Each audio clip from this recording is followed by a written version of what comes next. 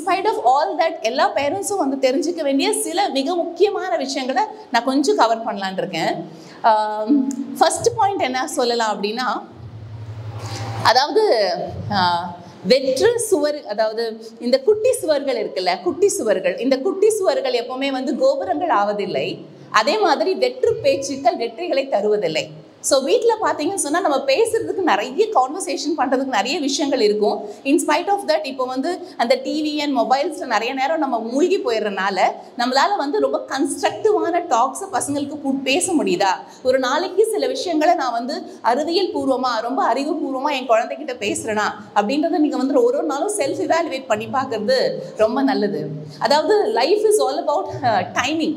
So இந்த டைமில் நம்ம இந்த வேலையை கரெக்டாக செஞ்சுட்டா மட்டும்தான் இன் ஃபியூச்சரில் பசங்க வந்து அவங்களுக்கு தேவையான நாலேஜை கெயின் பண்ணி லைஃப்பில் ரொம்ப நல்லா இருக்க முடியும். அதாவது சின்னதாக ஒரு சேயிங் சொல்லுவாங்க, great minds talk about ideas, average minds they talk about events, and small minds they talk about people. So வீட்டில் இருக்கும்போது நீங்கள் பேசும்போது, உங்கள் குழந்தைங்கிட்ட நீங்கள் உரையாடல் பண்ணும்போது எப்போவுமே வந்து ஐடியாஸ், நான் நல்லா படிக்க வைக்கணும், நீ லைஃப்பில் ரொம்ப நல்லா இருக்கணும், நல்ல நிலைமையில் இருக்கணும், நீ இப்படி படிக்கணும் அப்படி படிக்கணும், இந்த மாதிரி ஐடியாஸை மட்டும்தான் அவங்களுக்கு விதைக்கிறீங்களா? அதை தாண்டி வந்து ஈவெண்ட்ஸ் இப்படி நடந்துச்சு அப்படி நடந்துச்சு, ஸோ பாஸ்ட் பற்றி ரொம்ப பேசிகிட்டே இருக்கீங்களா?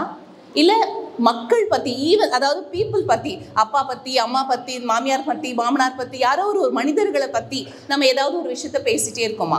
ஸோ உங்களோட இன்னைக்கு கான்வர்சேஷன் என்னவோ அதை பேஸ் பண்ணி தான் அவங்க பிள்ளைங்களுடைய லைஃப் இருக்க போகுது. ஸோ அதனால வந்து ஒவ்வொரு நாளும் நீங்கள் செலவு பண்ணுற ஒவ்வொரு நாளும் அவங்களுக்கு சின்ன வயசில் அந்த இப்போ கிராஜுவேஷன் டேயில் எல்லாரும் கேப் போட்டிருக்காங்க, பசங்களுக்கு தெரியாது அவங்க எதுக்கு கேப் போட்டிருக்காங்கன்னு. இந்த கிராஜுவேஷன் டேனா என்ன அவங்களுக்கு தெரியாது, ப்ரேயர் சொல்லி கொடுக்குறோம் அவங்களுக்கு என்னன்னு தெரியாது. இப்போ நீங்கள் ஒரு ஃபுட்டு கொடுக்குறீங்கன்னு வச்சுக்கோங்களேன், அதில் வந்து நீங்கள் ஹெல்த்தி ஃபுட்டாக கொடுத்தாலும் அவங்களுக்கு தெரிய போகிறதில்ல, அன்ஹெல்த்தி ஃபுட்டாக கொடுத்தாலும் அவங்களுக்கு தெரிய போகிறதில்ல. ஒரு சர்டன் ஏஜ் வரைக்கும் நம்ம என்ன செய்கிறோமோ அவங்களுக்கு அதுக்கான ஒரு அறிவியல் பூர்வமான உண்மைகள் புரியவே புரியாது. ஆனால் நம்ம பண்ணுறதெல்லாம் பார்த்து பார்த்து பண்ணிட்டு தான் இருப்போம். நல்ல சாப்பாடு கொடுப்போம், நல்ல ஸ்கூலில் சேர்ப்போம். பட் இந்த வார்த்தைகள் பயன்படுத்துறது, வீட்டில் பேசுகிற விதங்கள், சீரியல் நிறைய ஓடிட்டு இருக்கா, ஸோ இதெல்லாம் நீங்கள் பார்த்தீங்கன்னு சொன்னால் ஃப்யூச்சரில் அவங்களுக்கு அது ரொம்ப ரொம்ப யூஸ்ஃபுல்லாக இருக்கும். அதாவது வின்சன் சர்ச்சில் அழகாக சொல்லுவார், like we should not lose our energy. Don't lose our energy. Winners never lose their energy. So energy தான் வந்து it's all, life is all about energy game. நீங்கள் எவ்வளோ எனர்ஜெட்டிக்காக எந்தூசியாஸ்டிக்காக உங்கள் பிள்ளைங்களை நீங்கள் வளர்க்குறீங்க அது எல்லாத்தையும் பொறுத்து தான் அவங்களோட ஃப்யூச்சர் நல்லா இருக்க போகுது. ஸோ அதனால் ரொம்ப எனர்ஜெட்டிக்காக அவங்கள வளர்க்கணுன்னா எஜுகேஷனோட சேர்த்து நிறைய நல்ல பழக்கங்களை சொல்லிக் கொடுக்கணும். இப்போ நம்மளாம் சின்ன வயசில் இருக்கும்போது பார்த்தீங்கன்னா அந்த உண்டியல் வச்சுருந்துருப்போம்ல, உண்டியல். ஸோ அந்த உண்டியலில் பார்த்தீங்கன்னா ₹1 போடலாம், ₹2 போடலாம், ₹5 போடலாம், ₹10 போடலாம், ₹500 கூட போடலாம், கோல்டு காயின் கூட போடலாம். ஒரு நாள் உண்டியல் கண்டிப்பாக நிறைஞ்சிடும். ஸோ அதை உடஞ்சி பார்க்கும்போது நீங்கள் உள்ளே என்ன போட்டிங்களோ அதுதான் அதுக்குள்ளே இருக்கும். ஸோ அதனால் நீங்கள் உள்ளே போடுற ஒரு விஷயங்களையும் குழந்தைக்கு ரொம்ப அழகாக, ரொம்ப சிறப்பாக, அவங்க ஃப்யூச்சருக்கு பயன்படுற மாதிரி நீங்கள் போடணும் அப்படின்றது தான் வந்து இட்ஸ் ஆல் என்னோட humble request. Again coming back to children. So kids இப்போ வந்து நீங்கள்லாம் வந்து ரொம்ப குட்டி பசங்க, நல்லா படிக்கிறீங்க, ஃபஸ்ட் ஸ்டாண்டர்டில் ஸ்கூலுக்கு வரீங்க, and second, third, fourth, fifth நிறைய கான்செப்ட்ஸ் படிக்கிறீங்க, நிறைய ஐடியாஸ் படிக்கிறீங்க. ஸோ இதெல்லாம் படிச்சுறீங்க, எக்ஸாம்ஸ் எழுதுறீங்க. ஒன் ஃபைன் டே நீங்கள் ஃப்யூச்சரில் வந்து நான் டாக்டர் ஆகணும், இன்ஜினியர் ஆகணும், அப்புறமா வந்து நான் ஆர்டிஸ்ட் ஆகணும் அப்படியெல்லாம் நீங்கள் சொல்கிறீங்க. இந்த தாட்டெல்லாம் உங்களுக்கு எங்கேருந்து வருது? கடவுள் வந்து உங்களுக்குள்ளே வச்சுருக்க ஒரு நல்ல ஒரு எனர்ஜியால், ஒரு அறிவால் தான் உங்களால் வந்து நான் இதுவாகணும் அதுவாகணும் அப்படிலாம் சொல்ல முடியுது. ஸோ இந்த டைமில் வந்து நீங்கள் நிறைய மொபைல்ஸ் பார்க்குறது, வீட்டில் பேரண்ட்ஸ் கிட்ட மொபைல் வேணும் வேணும் வேணும்னு கேட்டு ரொம்ப நேரம் அதில் நீங்கள் டைம் ஸ்பெண்ட் பண்ணீங்க அப்படின்னு சொன்னால் உங்களால் நீங்கள் என்ன வாங்கணுமோ அந்த மாதிரி ஆக முடியாது. ஸோ அதனால் வந்து கண்டிப்பாக நீங்கள் படிக்கிறதுக்கு நிறைய நேரம் செலவு பண்ணணும். இன்றைக்கி வந்து விமென்ஸ் டே. ஸோ விமென்ஸ் டேனா என்னென்னா 1908 வந்து யூஎஸ்ஏல a set of people, thousands of women, they started walking on the streets. ரோட்டில் நடந்து போய் விமன் ரைட்ஸ்க்காக வந்து போராட்டம் பண்ணாங்க.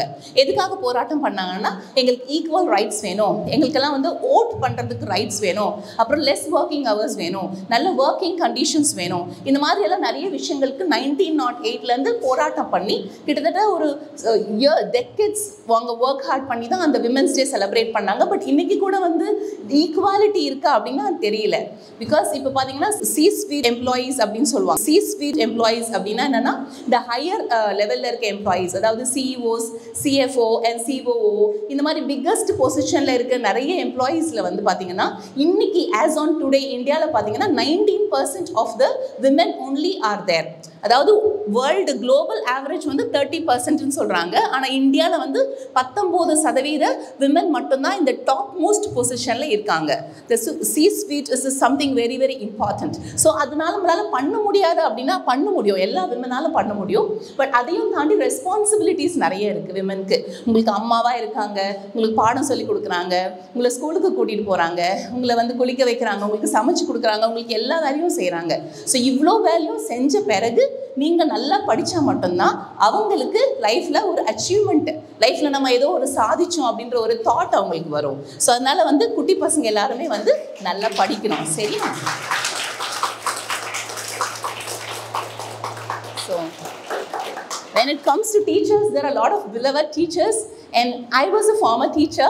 I worked 17 years in my life as a teacher, so I knew every bit and the pain of a teacher that was undergoing in the classroom in order to make the child to study, because we'll have something in our mind, and to transform that to a child, like you need to have a special techniques and words and to put forth the ideas and make the child to get connect with you. அதாவது குழந்தைகளை நம்ம கிட்ட connect பண்ண வைக்கிறது அவ்வளோ ஒன்றும் ஈஸியான காரியம் கிடையாது. ஸோ அதனால I appreciate all the teachers gathered here for doing a miraculous job, phenomenal aspects that you do every other day in order to make your child engage in the classrooms.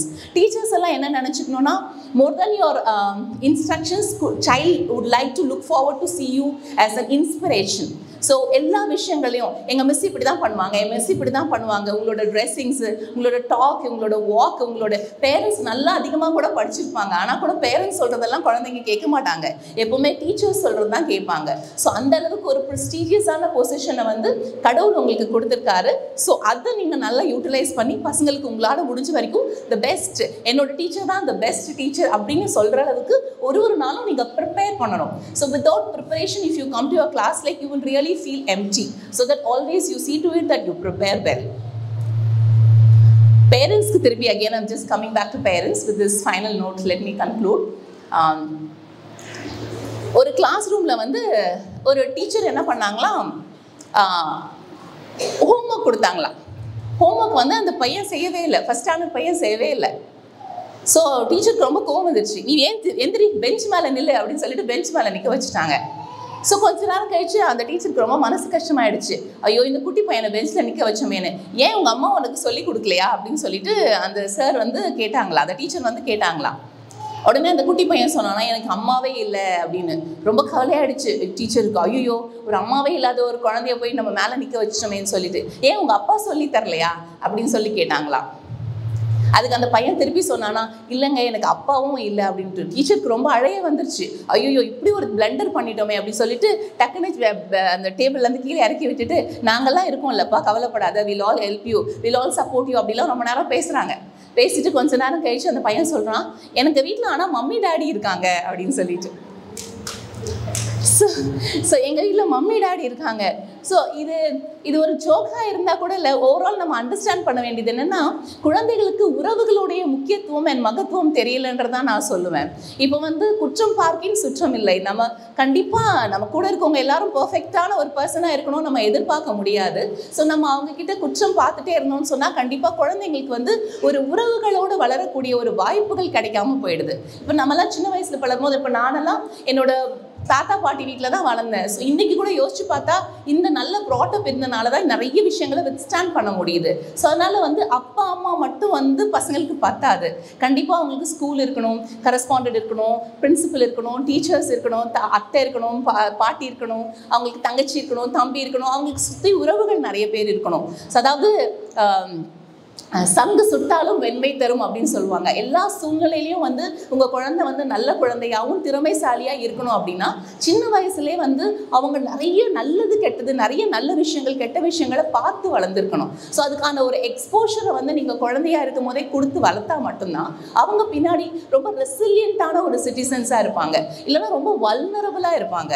அதாவது அலஸ்காவில் வந்து அந்த pelican birds இருந்துச்சான். அந்த pelican பேர்ட்ஸ்க்கு வந்து முதல்ல ஒரு 100 100 வருஷத்துக்கு முன்னாடி அந்த பெலிக்கன் பேர்ட்ஸ் எல்லாம் என்ன பண்ணுமா, அந்த கடலை போயிட்டு அதுக்கு தேவையான மீனெல்லாம் பிடிச்சு சாப்பிட்டுட்டு இருக்குமா.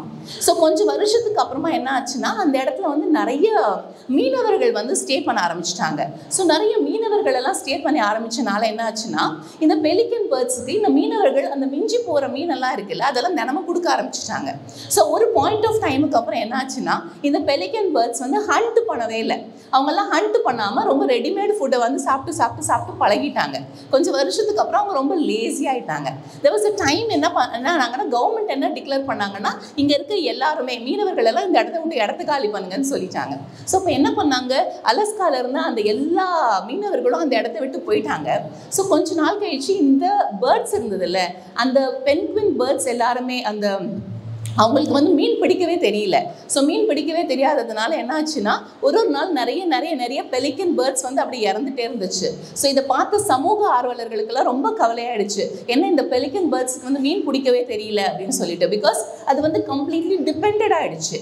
அந்த மீனவர்களை டிபெண்ட் பண்ணியே இருந்தது. அது ரொம்ப நாள் வேட்டையாடவே இல்லை. அது வந்து அதுக்கு தேவையான உணவை வந்து அது சேகரிக்கவே இல்லையா. அப்புறம் கொஞ்சம் வருஷத்துக்கு அப்புறமா கொஞ்ச நாளுக்கு அப்புறமா இன்னொரு ஒரு சோஷியல் ஆக்டிவிஸ்ட் அவர் என்ன பண்ணாரு, வேற ஒரு இடத்துல இருந்து இந்த பெலிக்கன் பேர்ட்ஸில் ஹண்ட் பண்ணுற ஒரு பெலிக்கன் பேர்டை எடுத்துகிட்டு வந்து அந்த இடத்துல விடுறாரு. ஸோ அது ஹண்ட் பண்ணுறதை பார்த்து இந்த அலஸ்கால இருந்த மற்ற பேர்ட்ஸ் எல்லாம் வந்து ஹண்ட் பண்ண கற்றுக்கிட்டாங்களாம். ஸோ சர்வைவல் மெக்கானிசம் சொல்லிக் கொடுக்கறது பேரண்ட்ஸ்க்கு ரொம்ப ரொம்ப முக்கியம். சின்ன வயசுலேருந்து நிறைய விஷயங்களை சொல்லிக் கொடுக்குறீங்க, தொடர்ந்து சொல்லிக் கொடுங்க. நல்ல ஸ்கூலில் படிக்க வைக்கிறீங்க உங்கள் பசங்களை, நிறைய விஷயங்களை அவங்க கற்றுக்குறாங்க. அவங்களோட performance, the way that they were very confident and standing on the stage, all tells me one thing, that these children of Harsi Fatima Public School are very fortunate, and I'm really grateful for this great opportunity. Thank you.